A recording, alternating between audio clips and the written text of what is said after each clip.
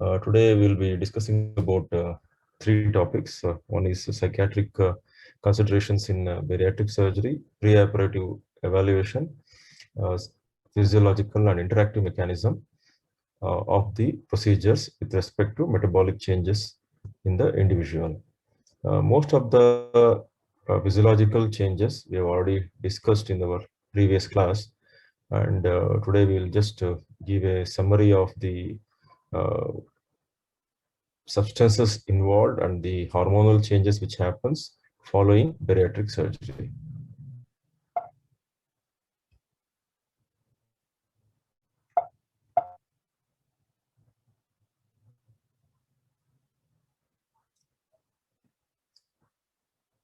So mechanism of action, the role of gut hormones have a disputed the traditional classification of bariatric procedure into three main categories, that is restrictive, malabsorptive and combined procedure.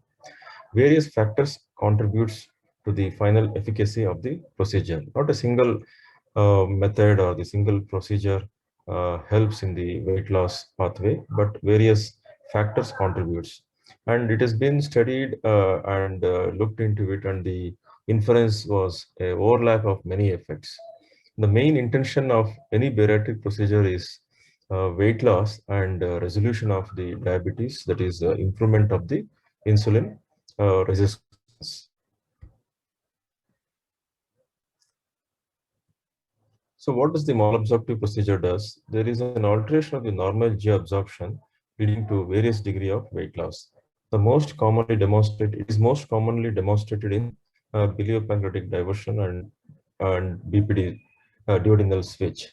The gastric bypass has been shown to create a certain degree of malabsorption, and it is demonstrated with the increased fecal fat at end of 6 months post procedure.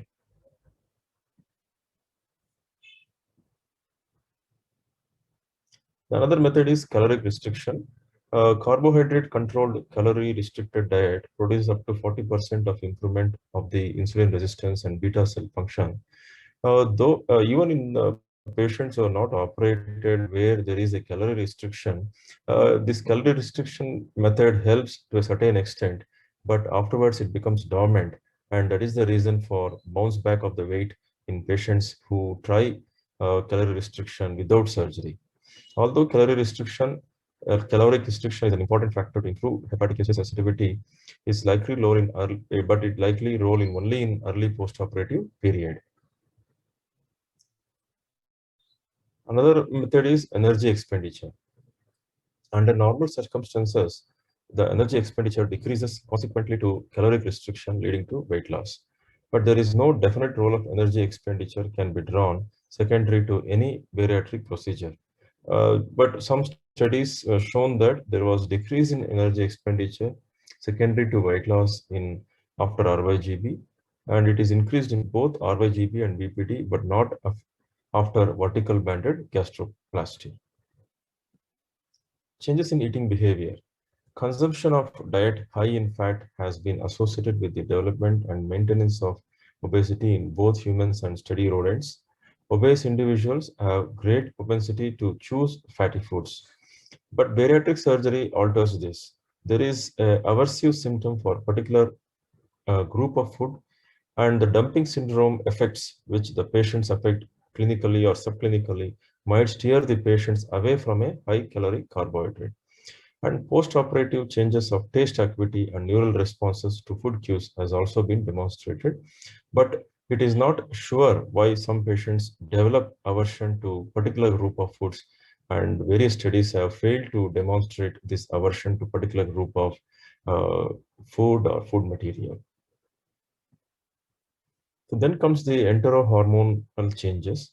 Ingestion of the food determines alteration of the GI, endocrine, and pancreatic secretion, which is otherwise called as the entero-insulinar axis. The main modulators in this game are the GLP-1, GIP, then peptide tyrosine, oxyntomodulin, and cholecystokinin and ghrelin.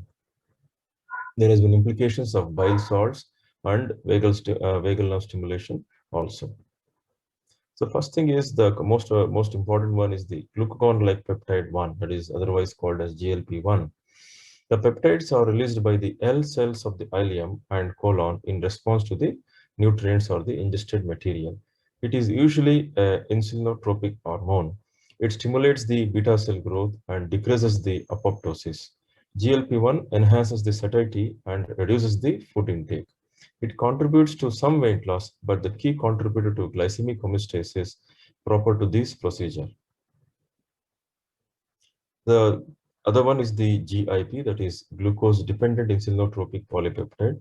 It is secreted by the K cells of the duodenum and proximal jejunum. It is secretion enhanced by the nutrients in this portion of the intestine. There is no effect on gastric and intestinal motility. There is more evidence exists on the decreased levels of this hormone after RYGP and the biliary pancreatic duodenal switch. No changes of GIP seen in sleeve gastrectomy. The other hormone talked about is the peptide tyrosine, otherwise called as PYY. Its secretions proportional to the caloric density of the nutrients. It helps in satiety and weight loss. More evidence is required to establish though. Basically, most of these are under study still, and the predominant one is the GLP-1 studies. The other chemicals are oxyntomodulin and cholecystokinin. Oxyntomodulin is a polypeptide structure similar to GLP-1, reduces the gastric motility, and participates in the regulatory mechanism of the glucose homeostasis. Its levels are found to be increased in a RYGB. Cholecystokinin, otherwise CCK, is a potent inducer of satiety. It is secreted from duodenum and proximal jejunum in response to nutrients. Its key role in gallbladder and gastric emptying and exocrine pancreatic secretion. It is found to increase after a sleeve gastrectomy. The important hormone much talked about is the ghrelin, which is a growth hormone releasing peptide secreted by the oxyntic glands of the fundus of the stomach, and smaller amount are secreted in the rest of the gut. It is a orexogenic hormone stimulating directly the hypothalamus. It inhibits insulin secretion, negatively affecting the glucose homeostasis. It is found permanently lower in the sleeve gastrectomy and RYGB procedures. Other things which are talked about and which changes the mechanism of the gut post-bariatric surgery or the other chemicals involved are the GI microflora. We have discussed about this in detail in our previous class. Alteration in the composition of gut microflora after RYGB is a potential contributor to weight loss and comorbidity resolution. Usually the commonest things are the bacteroids and firmicutes. Firmicutes were found to be decreased 3 times in the patients who undergone RYGB than the normal individuals. Beta cell changes, a little talk about this. Beta cell function has been implicated as a chief determinant in the glycemic control after bariatric surgery. The shorter the diabetic duration, lesser degree of beta cell dysfunction. So it is important to intervene early or treat diabetes early so that the beta cell changes is not much altered. The additional factors responsible for glycemic control after bariatric procedure, besides the degree of beta cell function. So not one single chemical is a contributor. It is a mixture or predominantly of one type of hormones or the components which helps in weight loss and glycemic control. Another important chemical is leptin, which is released primarily by the white adipose tissue. It is directly related to energy balance. Decreased levels leads to increased hunger. Leptin inhibits lipogenesis and increases the lipolysis. It is found that obese individuals have a high level of baseline concentration of leptin levels, which decreases after surgery. So reduction of leptin level is demonstrated in all bariatric procedures. And just to mention about Foregut theory, exclusion of the duodenum results in an inhibition of putative signals that is responsible for insulin resistance or abnormal glycemic control. So this is one hypothesis which has been talked about in the help of the bariatric procedure to improve the glycemic control. There is a increased post-bariatric surgery, there is increased insulin sensitivity. The beneficiary effects of procedure on both insulin secretion and insulin sensitivity. So According to this, after a bariatric procedure, both insulin secretion as well as its sensitivity gets better. There is significant improvement of insulin sensitivity within days found in BPD study.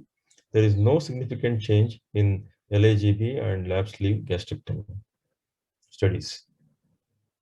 To conclude in this chapter, not single factor is involved. Multiple factors seems to play a role in weight loss as well as glycemic control. Weight loss seems to be only in part due to purely restrictive mechanism. Hormonal changes stimulates anorexogenic pathway in the brain. Role of bile salts and microflora needs further elucidation. Increased hepatic insulin sensitivity due to caloric restriction and improved beta cell function. Lately, glucose homeostasis are likely due to weight loss induced improvement of peripheral skeletal muscle insulin sensitivity, which is still under study. Right, Mahesh. I think that was excellent about physiology and how the weight loss occurs. Thank you, sir. I think you brought out most of the important mechanisms. So what we have to understand is what is secreted where. So stomach basically secretes ghrelin. Yes, sir. In the fundus, and duodenum, the GIP and cholecystokinin. Yes, sir. Right, and the Yes, sir. GLP-1 is from ileum and colon. Yes, sir. And the adipose cells secrete leptin, and there are so many other hormones which are secreted from the adipose tissue. Leptin is only one of them. Yes, sir. Right. What else you? And you said that basically the bariatric surgery brings down the weight loss and the diabetes control. Yes, sir. Not only that, so so many other comorbidities will be resolved because of the weight loss. Okay, sir. Right, right. Namita, you want to add anything? Everything's covered. Adipocytes, what you said was even the cytokines also, that's one of the things that interleukin-1,6 and... Yeah, but this is discussed in the previous chapter, detail about physiology. Other than that, everything else. Yeah. Right, right. Okay. Carry on, Mahesh. We'll move on to the next topic of today's discussion. Right.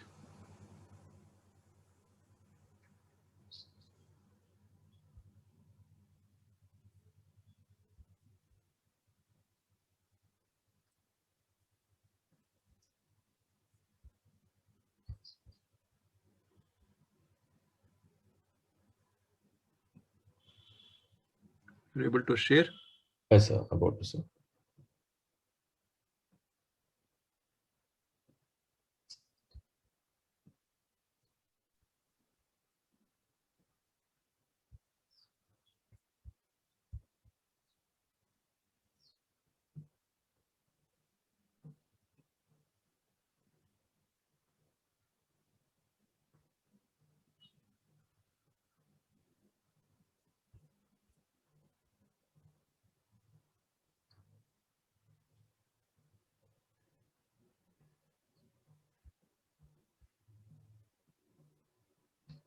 Can you see my slide, sir?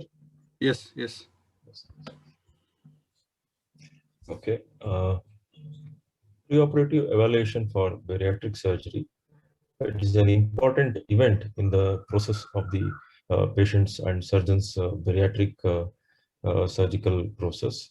So a thorough evaluation of the patient and overall holistic approach will give the good success rate following bariatric surgery and a long-term fruitful outcome.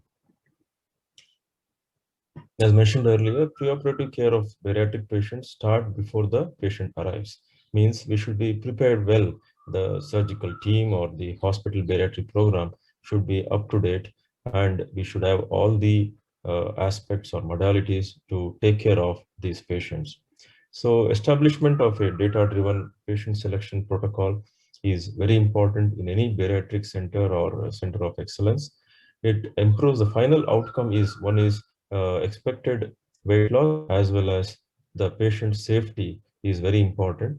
So we should always evolve a standardized evidence-based protocol in preoperatively assessing these patients for surgery. So what is needed, as I was discussing, a well-equipped hospital. The hospital should be well-equipped, and they should be actually having all requirements which are required for a successful bariatric program. The operation theater should be equipped with the latest equipments and experienced surgeon and the team. Diligent evaluation according to the prevailing guidelines, local guidelines is important, and we actually are following the OSI guidelines in our country with respect to what kind of surgery to be given to particular BMI of the patient. This is just a glossary of the OSI guidelines, which all of us very well know.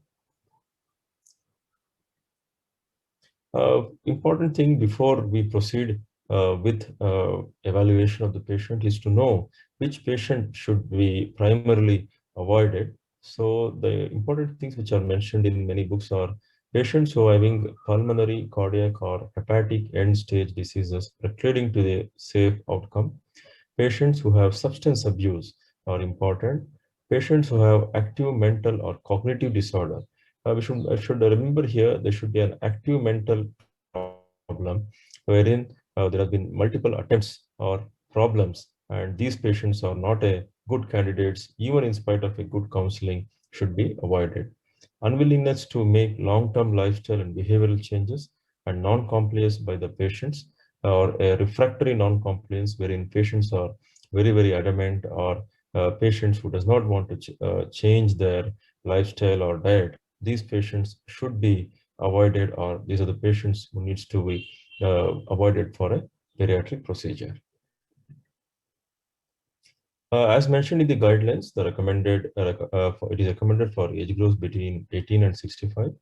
Uh, and also patients who have life-threatening diseases beyond these age groups where bariatric surgery can make a difference, during which time we should get the local body should decide the benefits and risks in such patients, and special considerations and special consents should be designed or formulated for such patients after a multidisciplinary approach. So coming to evaluation of these patients, the important and the foremost thing is assessing the BMI to see where they stand and whether they require a bariatric procedure or not. An abdominal analysis to see the feasibility of operation, especially patients who have undergone multiple surgeries in the past, and also to see the body fat percentage, which will also help us to know the way to treat these patients. Segment analysis, I was not able to, it is mentioned in books, but I was not able to get exactly what this is.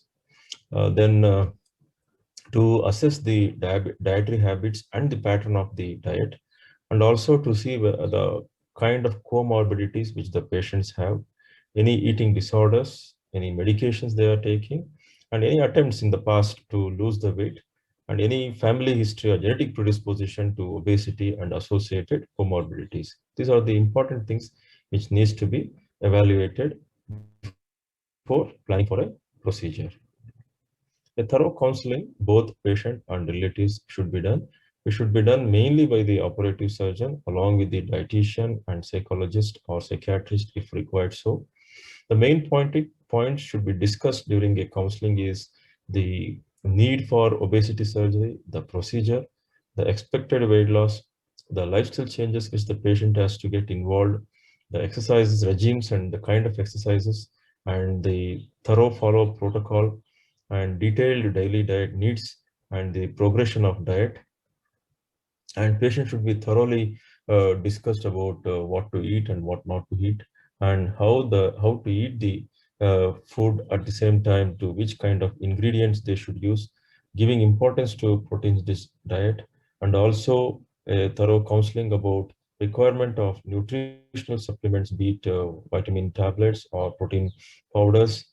So these things has to be thoroughly discussed.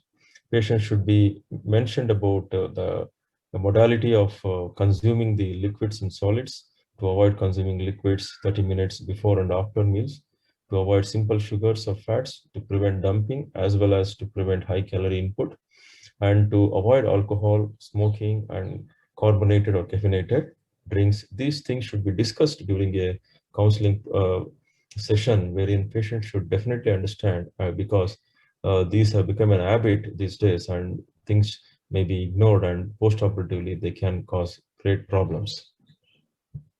So coming to screening patients preoperatively, a detailed history, as mentioned earlier, should be taken. A complete blood count, a kidney profile, a liver function test, thyroid profile, and parathormone and serum calcium level should be assessed. HbA1c should be checked. A fasting and a postprandial sugar should be checked. In selective cases, serum fasting C peptide levels should be checked. A thorough baseline nutrition profile should be checked, because most of the patients can be deficient in some of these and can implicate post-surgically seriously. Vitamin B12, ferritin, folic acid, iron profile, vitamin D3 should be assessed. Upper GI endoscopy should be done, especially in the sleeve gastrectomy procedures. There has been some debate about whether this GI endoscopy is required or not, wherein there is no particular history about the problem. Then ultrasound abdomen and pelvis is mandatory. Cardiac evaluation includes baseline ECG, echocardiogram, depending on the age and symptoms of the patient have, dobutamine stress test wherever indicated, to get a clearance from the cardiologist, and this is to be certified and cleared by the cardiologist about the cardiologist status. Pulmonary function test, lower limb Doppler, carotid Doppler, and sleep study wherever and if indicated. A thorough pre-anesthetic evaluation has to be done by the treating anesthesia team. A small mention about how to prevent DVT here. Patients before surgery should be asked to increase their ambulation whatever possible. The cessation of smoking, at least a minimum 15 days to 1 month, is recommended. Weight reduction prior to surgery also helps surgery and the outcome. So that's why recommendation to go for a low carb protein rich diet or a liquid diet previously before surgery, which will help the patient to see their motivation and also the surgeons during the procedure. A perioperative sequential compression device is mandatory. A thromboembolic deterrent dead stocking and anticoagulation. Some studies or literature or papers mention about having all three of these modalities to prevent DVT, because the obese patients are at high risk for DVT. In addition to morbidities, patients suffer from low esteem. They require a motivation and support from the whole team. A good smiling coordinator who is willing to help or spend time with these patients is very important. A team involving a compassionate nurse, attentive residents, and an understanding dietitian and a psychologist is very, very important, and they make a big part, they play a big role in the successful bariatric program. It helps in completing the journey of bariatric patients. Summary, it is essential to set up practice standards, evidence-based methods preoperatively to optimize care. Good data of surgery and care pathways, and uh, regional or the like in-house talks about bariatric surgery will gain acceptance by the staff as well as the referral doctors. Cleared for surgery clearly is not adequate, and specific test results should be available to the anesthesia and the managing perioperative team. Thank you, sir. Thank you, Mahesh. I think you have covered most of the things. That's all, no? You can stop sharing it. Okay. Namita, any comments? Nothing, sir, nothing. So he said about upper GI endoscopy. What's your opinion? It's a must, or you can selectively do? So, like, but most of most of the centers prefer to do an upper GI endoscopy before the patient is taken up for surgery to rule out and to decide on the specific procedure to be decided Right. on. I think upper GI endoscopy now is a must and it should be done because there will be a lot of asymptomatic hiatus hernia and the esophagitis, reflux. If they can be detected by endoscopy and there is a strong history, you may have to further evaluate. Also, upper GI endoscopy, if you detect an esophagitis or a hiatus hernia, precludes doing the sleeve gastrectomy. So then you have to go for a bypass surgery. Also, there may be some of the patients who have the Helicobacter pylori.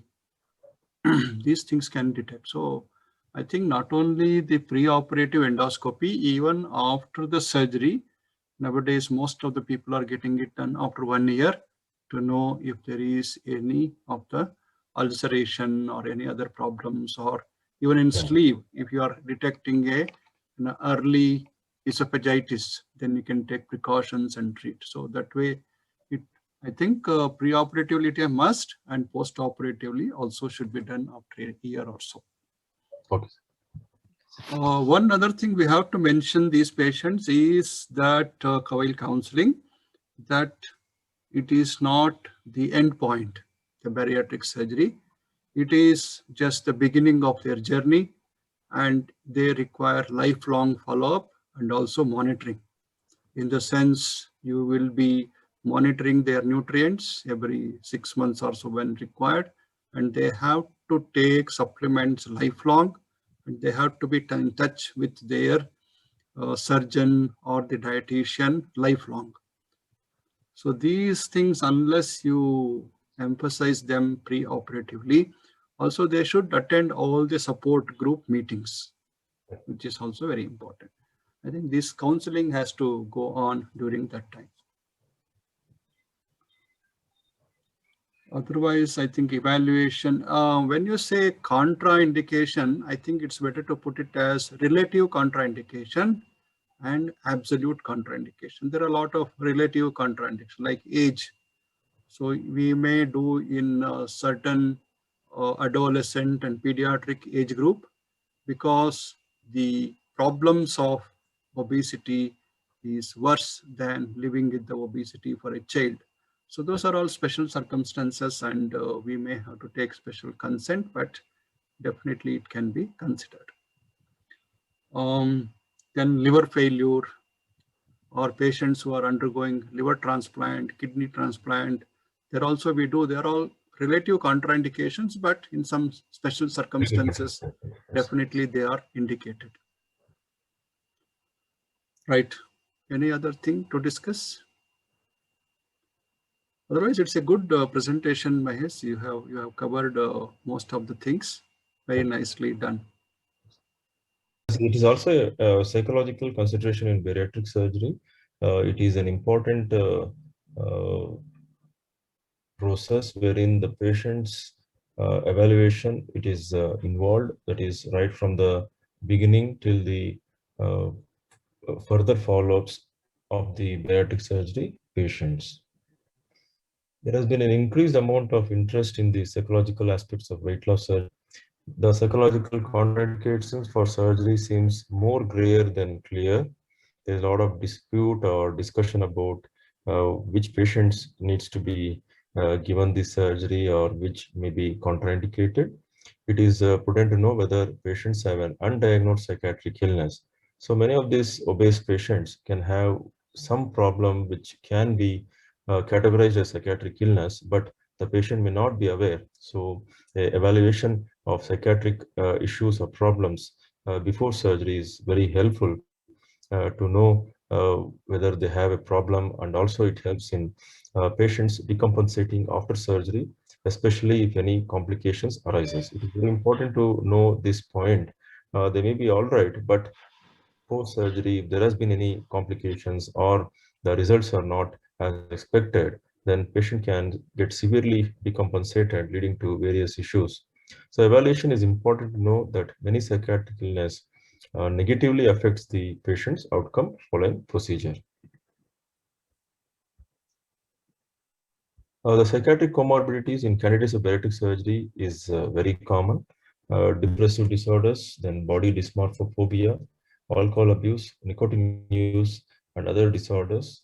Binge eating is another problem of obese individuals. Risk of suicide remains high even after surgeries, as I mentioned earlier, secondary to any complications or failure of the procedure or failure to lose certain amount of weight. Long-term suppression and timely intervention as a post-procedure plan is very important. The psychiatric evaluation should be an important plan in the armamentarium of the patient care and bariatric procedure. An integrated mental health and assessment and interventions is required, like retention, patient engagement, weight loss outcome, and quality of life.